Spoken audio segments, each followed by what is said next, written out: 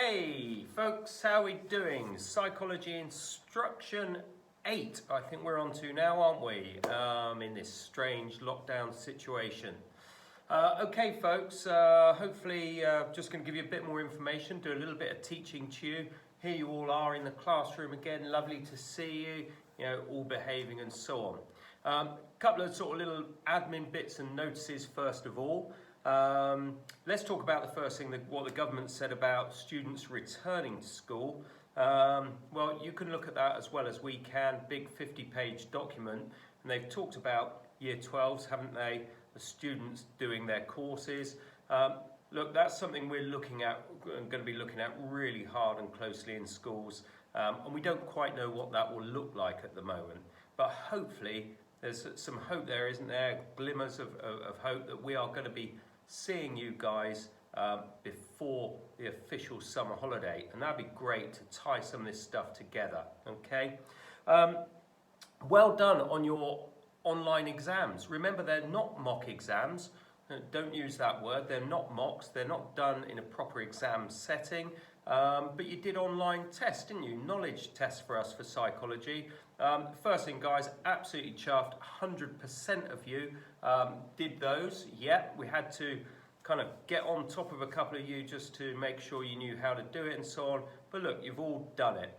We hope you found them useful. At the end of the day there, you've answered, haven't you, 2 lots of 48. What's that? 96 questions, just testing your knowledge.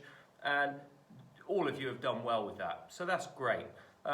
Keep going back to those sort of things. Make your own little quizzes and just test that knowledge. Keep stuff going. All those topics you've already learned, research methods, memory, and so on and so on. Keep working over those, guys. I like the idea, 10 minutes a day. Everyone can find 10 minutes in their day just to do a little bit. So even if you're going back to, I don't know, what's a pilot study? Something that we would have studied some time ago. Spend 10 minutes today looking at that. Whatever it is, just pick bits and work through. Okay, little announcement for you. Brilliant. See that a big chunk of you, a whole load of you this morning, almost 50, joined with Mrs. Williams. Now, who is Mrs. Williams, you're asking? So, Mrs. Williams is our new head of psychology here. This is a really strange situation for her, isn't it? Because she started at St. John's at this new school and hasn't even been able to properly get through the doors to meet any of you. So that's very strange for Mrs. Williams, who's going to lead us in this subject. Let's just reassure you about this. Myself and Miss Richardson and Miss Williams have had lots of meetings, online meetings, using Teams and all that stuff. We've had lots of phone conversations, lots of planning. So although you don't know Mrs. Williams, okay, we do, and she's involved in the planning, okay? What you will see, some of you may have seen, you've got a timetable change. Well, that's just a strange thing at the moment, isn't it? Because a timetable doesn't mean anything if you're not here in classrooms in schools, okay? So we don't want you to worry about that, all right? I can tell you the official where Mrs. Williams is timetabled. So let me read out the 3 groups. Oh, by the way, look at this, and I just see if I can focus this. Clever stuff here. I changed my icons in Teams. You can do this as well. So I've color-coded them so we can see that, 12.1 is the orange group, 12.2 is the pink group. Technology for you, kids. Okay, so let me just tell you who officially is teaching you, but then I'll explain how that's actually working. So the orange group, option 1. Now, at this point, maybe I should get my box of tissues for you, because you are going to lose Mr. Nichols. Okay? You'll be taught by Miss Richardson and Mrs. Williams, okay? Dream team there, all right, fantastic. Pink group, option 2, and the green group, option 3, has the same combination, and that has Mrs. Williams and myself, okay? Now, please don't read anything into this. Please don't see that there's anything particularly secret or going on here. This is just the mechanics of timetabling, all right? Now, let's reassure you, Mrs. Williams hasn't met you yet, so how can she come in and sort of teach you and just take over like that? Well, it's not going to work like that. Whilst we remain in lockdown, we are, or if you like, not in schools, we're still going to set the work in the same format, okay? So what we've got here is, just like we've been sending you, here is batch 3 work. So we've sent you 2 previous batches, haven't we, where we're chunking them into more than 1 week's work, okay? We're still looking at 2 topics. You can see social influence here. You can see attachment going down. You can see the usual with lots of resources referenced in there, and so on. All of these you're going to be picking up through Show My Homework, okay? So this work is the same. It doesn't matter who is teaching you, okay? This is the same. We're setting it for all 3 groups identically, so you're all getting exactly the same work to do, all right? So that's where we stand at the moment. So batch 3 work is attached to this Show My Homework, all right?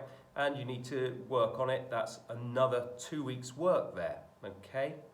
Brilliant, fantastic. I'm pleased about that. Now, I'm going to start therefore just doing a bit of sort of teaching now, like I've done on these other videos. And I want to polish us off with something that I set you before, but we didn't really focus on. Now, I'm not expecting you to really be able to read all this that I project up, because it depends on what size screen you're looking at. But of course, I've attached it, so it's here on your Show My Homework. And this, guys, is about this obedience question that I set about Stuart. Okay, by the way, if I'm looking a little bit, it's not as bright in here. I found that it picks up the screen a bit better if I just turn off the artificial lights. Okay, so let me just make it a fraction bigger for you folks. Now, I'm not going to read the question out to you because you had it. Let me paraphrase it. This is a question about, will Stuart be disobedient? He's an army trainee, been given a task to go on a training exercise across mountainous country and to work alone. Given the task by an officer, okay, during the exercise, during the march, he hears a cry for help from one of the other trainees. Now, will Stuart disobey the instruction to work alone? Okay, in other words, go and help that person, or will he be obedient, leave that person crying out, and continue on with the exercise? Okay, now, like I've done before in some of my answers, I like to do a little mini plan and have a think about the question. So the things I've thought about here, here's my little checklist. Okay, now this is a STEM question, isn't it? AO2. This has given us a situation about this chap, Stuart, okay? So we've got to answer about him, okay? I'm going to jump down to the marks allocation in a minute. Now, I've got to explain obedience, haven't I? I've got to have some theory in here. Things like being in an agentic state compared to being in an autonomous state. Graduated commitment, the foot in the door, and so on. Okay, I won't read all those out to you, but some explanations that are going to be the theory for our answer. Then I'm going to support research. Now that's important. Why in particular? Well, we're going to support our theory and our explanations with research. But also this question, it asked, didn't it, very, very clearly, to provide empirical evidence. Empirical, researched, statistical, found out, discovered, proper evidence rather than just our opinions, okay? Don't make up new STEM information here. It hasn't told us much about Stuart and so on, so we can't just start making things up to make our answer kind of fit a little bit nicer or to be able to twist things, all right? If you can see it, marks allocation here, it's a 16 marker, and occasionally they throw these at you. Instead of the AO1 being 6 and AO3 being 10, we got a STEM in here, so it changes a little bit. AO1 6, that's for your knowledge, isn't it? What's your knowledge about this overall concept of obedience? But look, AO2, 4 marks, okay? So you've got to apply your answer to Stuart. It can't just be loose and just talk about obedience, all right? And then the usual evaluative, analytical bit, supporting, criticising, debating, okay, AO3, 6 marks, all right? Now, let's have a quick look at this answer, shall we? What I've done is I've just split it into different paragraphs, okay? And I often talk about, don't I, the sort of 5-paragraph technique for a 16 marker is going to be about the right length. It's going to be realistic. In my first paragraph, I've just over-scrolled there, but I just talk, there's my introduction. It's one line. You haven't got time in the exam for some waffly introduction, okay? So what I'm getting into is situational factors here, straight in, okay? And anything to do with that, okay? Apologies, I feel like I'm going to sneeze, but now I've said it, I don't know if I will. It might come back. It's gone. Okay, so the very first thing I'm going to look into is things like legitimacy of the authority figure and how close that authority figure is to Stewart. I'm going to back that up with a piece of research by Bickman. I'm going to be a bit evaluative about the research, strength as a field experiment, and so on. Okay, so there's my first explanation, isn't it? Okay, get into this second paragraph. All right, brilliant. Now, let's develop on, let's have a connective, a combination of these factors. Right, let's move it on, take that but shift it on. Going to look at, it's going to place Stewart in an agentic state, okay? In an agentic state. What does that mean? What's the evidence? We've got some powerful evidence here from studies like Milgram's study of obedience, even from things like the Stanford Prison Experiment, okay? Yeah, I'm going to get some evaluation. There's a bit of criticism here. I criticised these studies because of their ethical issues. But equally, I've also highlighted how they demonstrate that people will be so ultimately obedient. Okay, and on this answer goes for a total of 5 paragraphs. Okay? What I want you to do, you have this, you've got it attached here. What I want you to do, folks, I want you to read through it. I want you to answer it. In my mind, because I wrote it, this is a strong answer. All right? How much would you mark it? How many AO1 marks would you give it out of 6? How many AO2 out of 4? How many AO3 out of 6? Okay? Think about what the examiner would be looking for. Okay? Think about if I wrote this in exam conditions, whether it be a real top answer or whether you'd like to add bits. Okay, brilliant. Thanks for listening to that bit, folks. All right, so I want to just move on then. So that's really polished off that last bit of obedience, hasn't it? So, whoopsie, let's just, probably don't want to do what I just did. Let's bring that back in there. Let's bring that back in there. Okay, I think I've done that. I got a bit excited then, didn't I? Okay, folks, here we go. So, minority influence, right? Talked a bit about this when I just set you some work just before we went and really got towards the online exams, okay? Minority influence, all right? What we're going to conclude by the end of this next sort of 5-10 minutes, we're probably going to conclude minority influence is not very powerful. In fact, it might be pretty weak, and that it needs the minority to behave in certain ways to influence others. Okay? Let's think about that. All right. Now, what do you already know? If you started that little bit of work, and by the way, you might have noticed on the tasks that I've just reminded you, make sure you answer some questions. They look like this, folks. Okay? Factors affecting conformity. No, they actually don't look like that at all. That's completely the wrong ones. Ignore that. I've picked up the wrong bit of paper from the side. So they're questions about minority influence and things like consistency and so on. Okay, apologies for that mistake. So what do we know? If you've done that work, well, a minority could be as small as one person, couldn't it? One of you might try and influence others, okay? And how that minority influence? Well, let's look at some key words first of all. Innovation. Innovation, and thank you, Zara, for asking the question by email. Innovation is a term first used by Moscovici, who we'll talk about more in a minute. And innovation just means a new way of doing something. It might be a new idea, a new behavior, okay? Something, therefore, if you like, that probably the majority of people are not doing, but a minority is. By the way, I'm going to tell you an interesting little story here. Did you know that the people who developed touch screen technology, like on all our smartphones and on your tablets and so on, touch screen technology, did you know that it was first offered, well, this is what I've heard anyway, to Nokia, who were the biggest sellers of mobile phones way back in the early days of mobile phones.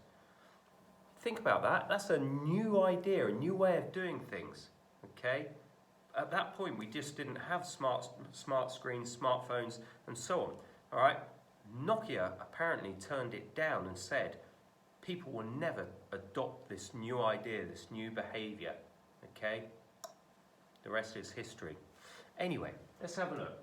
So, how does a minority take a new behavior, a new idea, a new way of doing things, an innovation, and convert people to that behavior? We get the term conversion as well. Well, what research has shown us, folks, is that these three things, consistency of behavior, commitment to it, and flexibility, if they are present, the minority are demonstrating those, then they're much more likely to influence others. I'm going to take an example now.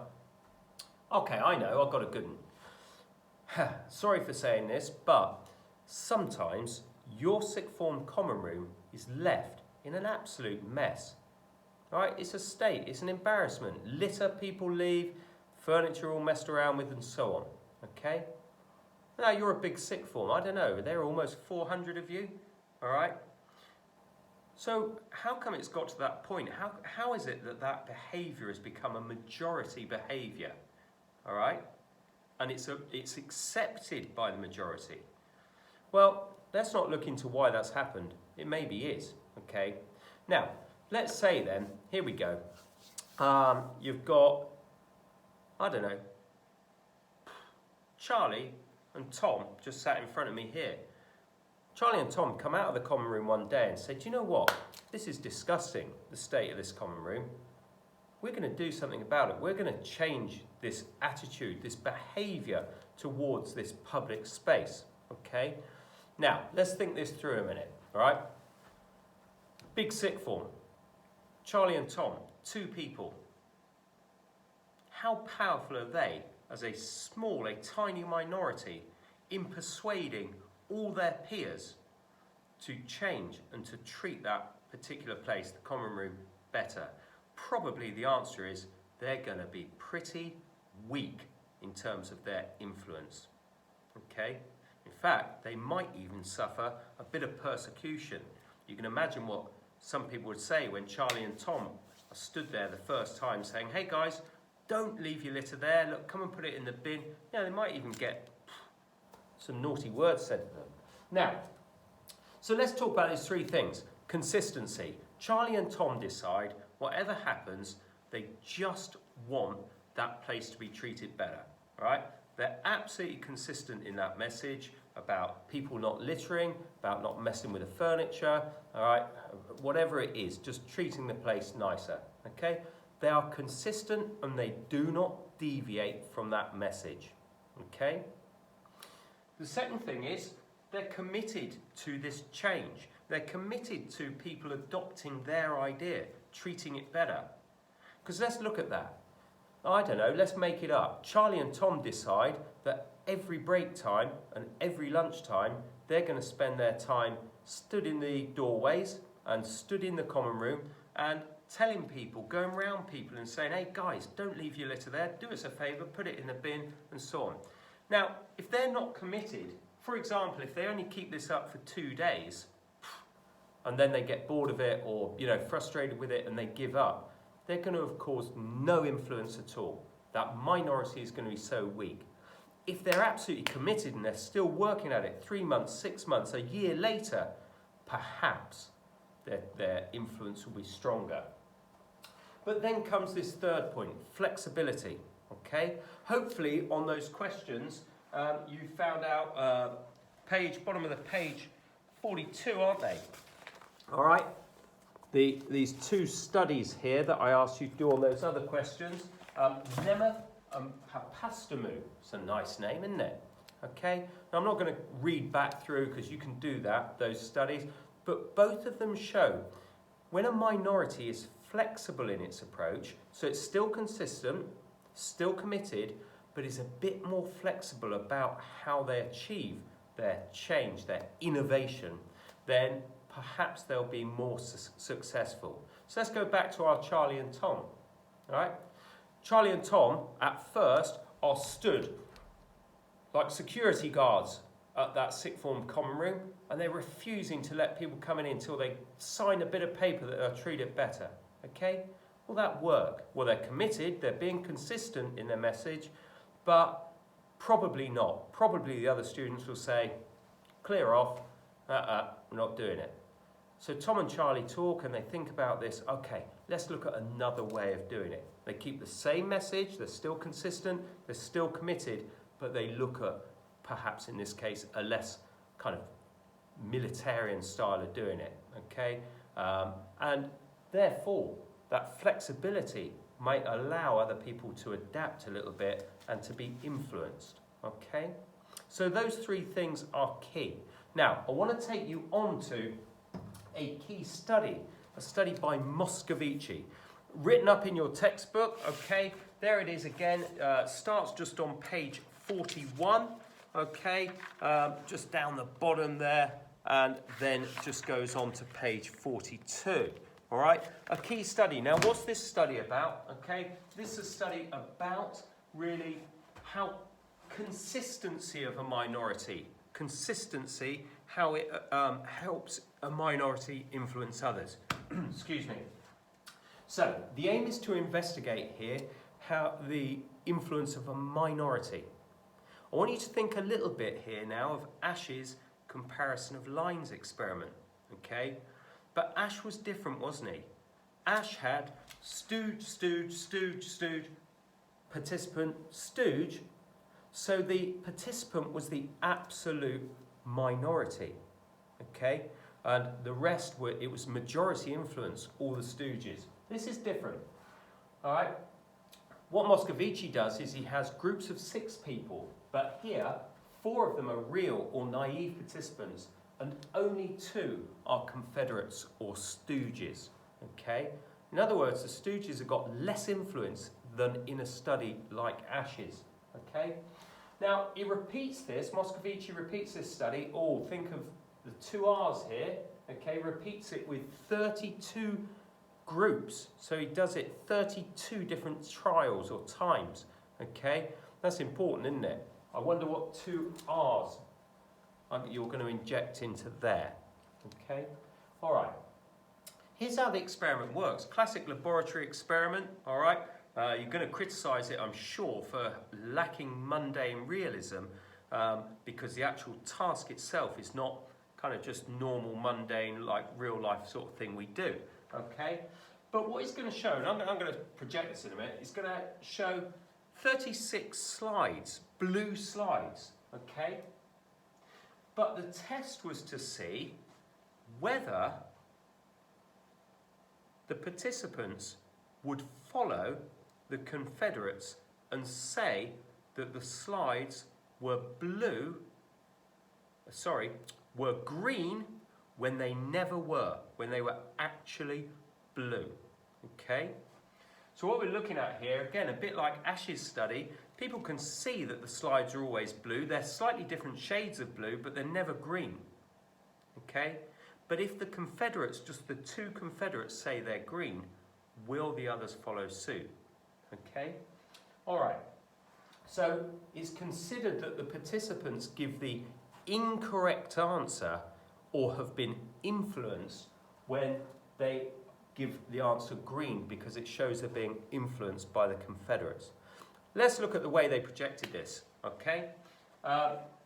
So, hopefully it looks the same on your screen, and hopefully, by the way, an important variable to control here, isn't it, is people's eyesight, things like colour blindness, but I see that that is a blue slide, Okay, hopefully you see it as blue as well. All right, I see that that is a blue slide. It's a different shade of blue, but it's blue.